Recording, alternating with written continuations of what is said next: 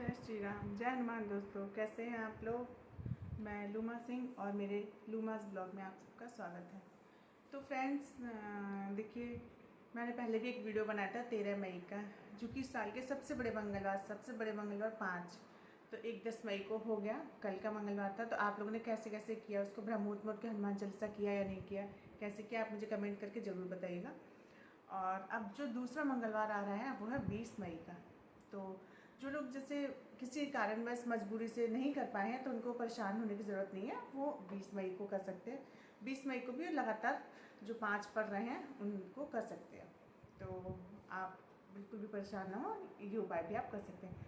तो फ्रेंड्स, आपको क्या करना है, 20 मई को जो पढ़ रहा है उसको आपको क्या करना है, उस मतलब कोई भी आपको संकल्प नहीं लेना है, कुछ भी नहीं लेना, एकदम नॉर्मल तरीके से करना है हमेशा की तरह। आप क्या करेंगे, सुबह ब्रह्म मुहूर्त में नहा धो लीजिए और नहाने धोने के बाद एकदम लाल वस्त्र पहनिए। लाल कपड़ा मतलब हनुमान जी कहते हैं ना, लाल हो, सिंदूरी हो, केसरी कलर हो, ये उनके पसंदीदा कलर है, तो उनको बहुत अच्छे लगते हैं।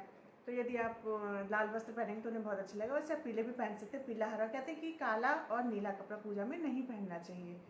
तो आप लाल पहने, पीला पहने, नारंगी पहने, जैसे आपके पास वो पहन लें, कोई भी रिस्ट्रिक्शन नहीं है इसमें। तो आप बस सुबह नहा धो के, और जहाँ तक हो सके फ्रेंड्स ये ना ब्रह्म मुहूर्त में ही कीजिएगा, क्योंकि ब्रह्म मुहूर्त का बहुत फलित होता है। यदि ब्रह्म मुहूर्त में नहीं कर पाते तो आप शाम को करें, और शाम को भी थोड़ा मतलब जब घर में शांति हो जाए, खाना पीना हो जाए, सारा निपट जाए। क्योंकि इवनिंग के टाइम में जो होता है ना, हम लोग का डेली रूटीन बहुत ज़्यादा होता है, खासतौर से हम महिला वक्त जो है ना नहीं कर सकते उस टाइम पर मैनेज।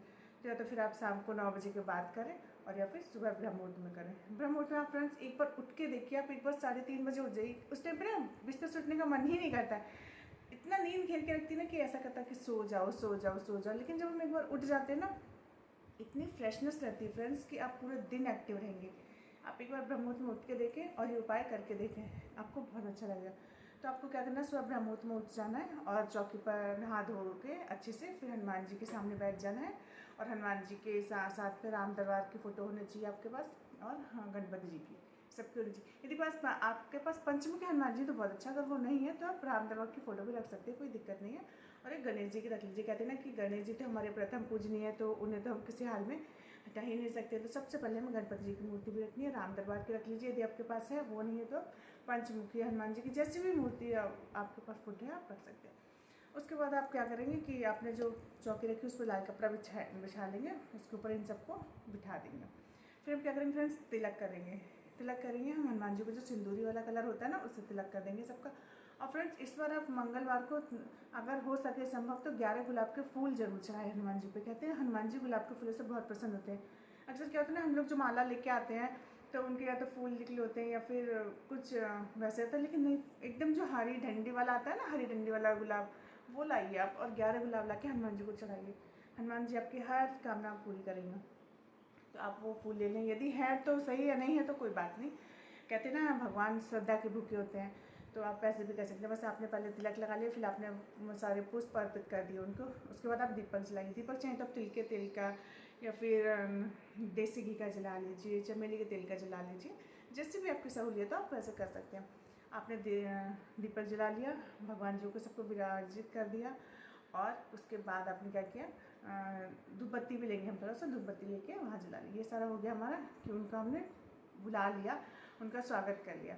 स्वागत करने के बाद हमें क्या करना है, उनके आगे हम बैठ जाएंगे फ्रेंड्स। और बैठ के सबसे पहले हम गणपति जी का 5 बार ओम गंग गणपतये नमः, ओम गंग गणपतये नमः, ओम गंग गणपतये नमः, ओम गंग गणपतये नमः, ओम गंग गणपतये नमः करके गणपति जी का 5 बार आवाहन करेंगे कि हे रिद्धि सिद्धि के दाता, हर कार्य को सफल बनाने वाले, आप आइए और विराजमान होइए। तो सबसे पहले हम गणपति जी का आवाहन करेंगे, उनको बुला के बिठा लेंगे।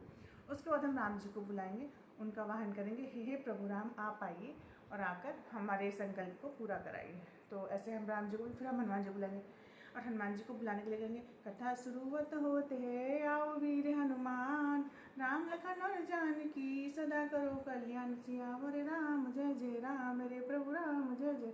आप इस तरीके से बोलेंगे और आप तीनों को स्थान देंगे। बस चौकी पर हम उनको सजा के रखे हैं, भावनात्मक करेंगे सब हम लोग, और बस वो हमारे आगे भगवान जी विराजमान है। उसके बाद फ्रेंड्स हम क्या करेंगे, रामचंद्र भगवान जी की स्तुति है हनुमान चालीसा में दे रखी है। यदि आपको याद है तो बहुत अच्छी बात है, आजकल वैसे लोग याद है, श्री रामचंद्र कृपाल भज मन हरन, बाबू वै दारुणम नव कंज बस ये वाली स्तुति करनी है आपको। यदि आपके पास टाइम नहीं, आप ये नहीं करना चाहते तो आप राम राम राम करके 101 बार जाप कर लीजिए, चाहे तो सीताराम कर लीजिए, जो भी आपको सही लगे आप वो कर लीजिए। लेकिन कहते हैं कि सबसे पहले हमें हनुमान जी की पूजा से पहले हमें राम जी को मनाना होता है, क्योंकि हनुमान जी के आराध्य हैं, इष्ट हैं वो। तो उनके इष्ट को जब तक हम नहीं बुलाएंगे वो हमारी पूजा स्वीकार नहीं करते हैं। तो बस दोनों लोग का आगमन कर लिया, हम फिर हनुमान जी का शुरुआत करेंगे। उससे पहले हम क्या करेंगे, हनुमान जी का एक मंत्र दे रखा है हनुमान चालीसा में, आप देखेंगे इसमें दिया है हम शैलाभ देहम धनुष्बन क्रसानुम नाम ग्रामी नाम अग्रम्यम करके दिया है। आप वो वाला मंत्र पढ़ें। उसके बाद आप संपुट लगाएं। जब आप हनुमान चालीसा शुरू करेंगे ना तो उसमें आप संपुट जरूर लगाएं। हाँ, मतलब आप 7 बार हनुमान चालीसा कर रहे हैं मंगलवार को, तो आप 2 संपुट जरूर लगाएं और आप देखिए आपके जीवन में कैसे बदलाव आता है।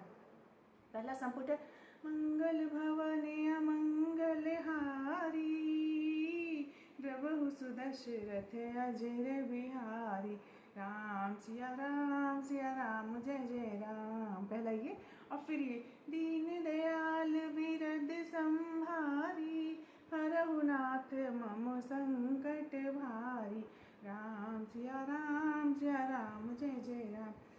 कहते आप एक हनुमान चालीसा करिए, तो ये शुरुआत में भी बोलिए और लास्ट में भी बोलिए। तो इस तरीके से आपके 7 बार हो जाएगा ये, और 7 दूनी 14 बार ये हो जाएगा। तो कहते हैं संपुट लगाने से कहते हैं ना वो बंध जाता है हमारा हनुमान चालीसा, और उसके बीच में जो भी कुछ होता है वो भगवान तक पहुंचता है हमारा, और हमारी जो समस्याएं हैं वो भगवान जल्दी सुनते हैं। तो आप इस तरीके से संपुट लगा के यदि हनुमान चालीसा करेंगे तो आपके ऊपर बहुत जल्दी कृपा होगी। तो आप ऐसे इस तरीके से 7 बार हनुमान चालीसा का पाठ कीजिए।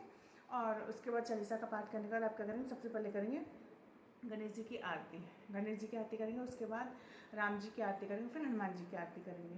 तो इस तरीके से आप कीजिए। आपकी जो भी मनोकामना आप बोलिए उनसे, वो आपकी हर मनोकामना पूर्ण करेंगे। उससे पहले आपको फ्रेंड्स क्या करना है कि एक नारियल लेके रखना है आपको अपने पास में। वो नारियल में आप एक भोजपत्र आता है, शायद आप लोग जानते हैं, भोजपत्र मिल जाता है पूजा की दुकानों पर, कहीं भी जाइए तो अपना एक नारियल लीजिए, और नारियल के साथ में वो भोजपत्र लीजिए और एक लाल कपड़ा लीजिए, है ना। वो सब कुछ लेने के बाद आप नारियल में एक टीका लगाइए, हनुमान जी का जो सिंदूरी कलर का होता है वो लगाइए, और भोजपत्र पर अपनी विश लिखिए। ऊपर लिखिए श्री गणेशाय नमः, उसके नीचे लिखिए जय श्री राम, और फिर अपनी विश लिखिए, और फिर चारों तरफ से ना राम राम राम राम राम करके भर दीजिए, जिससे कि आपकी विश के चारों तरफ एक संपुट टाइप का लग जाए कि हाँ आपकी ये विश है, सब तरफ से आपको राम जी ने कवर कर रखा है। आप इस तरीके से करेंगे, और बस आप वो विश लिखिए और नारियल में लपेट देंगे, और बस कपड़े के साथ में, मौली के साथ में लपेट के उसके साथ आप 11-21 रुपये ज़रूर रखें। कहते हैं कि खाली कभी भी हमें अपनी अर्जी कभी भी खाली नहीं लगानी चाहिए। तो आप इस तरीके से उसमें 11 रुपये लगा दीजिए, या तो फिर 21 लगा दीजिए, कुछ भी नहीं तो 5 लगा दीजिए, बस खाली मत रखिएगा। बस उसको लेके हनुमान जी की वहीं पे रख दीजिए। फ्रेंड्स मैं आपको बताना भूल कि भोग, हाँ भोग भी हनुमान जी को बहुत ज़रूरी होता है। तो भोग में आप कुछ भी ले लीजिए, हनुमान जी को लड्डू भी पसंद है, केले भी पसंद है, सेब भी पसंद है, और गुड़ चने का भोग पसंद है। इस तरीके से आप कुछ भी लीजिए, लेकिन आपके पास जो भी यथासंभव होगा आप वो रखें। लेकिन आप हर भोग में तुलसी दल जरूर रखें, क्योंकि कहते हैं हनुमान जी को तुलसी दल बहुत प्रिय है, उसके बिना वो भोग स्वीकार नहीं करते हैं। तो आप कुछ भी भोग रख लीजिए, जैसा भी है आपके पास, तो आप उस भोग को रखिए, और साथ में तुलसी दल जरूर रखें। तो बस इस तरीके से आप हनुमान चालीसा का संकल्प लीजिएगा। तो फ्रेंड्स आज मैं आपसे एक क्वेश्चन पूछती हूँ कि बताइए कि हनुमान जी जो ये तुलसी दल का ये जो आया है भोग लगाने का, तो ये उनको सबसे पहले हमें किसने बताया था, हनुमान जी को किसने तुलसी दल खिलाया था, जिससे कि उनका पेट भर गया था अच्छे से, और उन्होंने कहा था बस माते अब नहीं खाना है। तो आप लोग मुझे कमेंट करके ज़रूर बताइएगा कि ये किसने कहा था और कब कहा था। तो बस आप सभी इस तरीके से हनुमान चालीसा का पाठ करें, और हनुमान जी आपके सारे कार्य सिद्ध करेंगे। लेकिन एक बात और है फ्रेंड्स कि यदि आप पूरी श्रद्धा भाव से करेंगे ना, अगर आपके मन में कोई शंका आ गई तो आपका ये कार्य पूर्ण नहीं होगा। आप पूरे विश्वास से कीजिए कि हाँ नहीं मेरा ये कार्य मैंने हनुमान जी को दे दिया है। जो जैसे आपने उनके साथ जो भी रिश्ता बनाया, चाहे तो आप भैया का बनाइए, चाहे तो आप पिता का बनाइए, कि हाँ मेरा ये कार्य पूर्ण होगा, मैंने ये चालीसा किया है।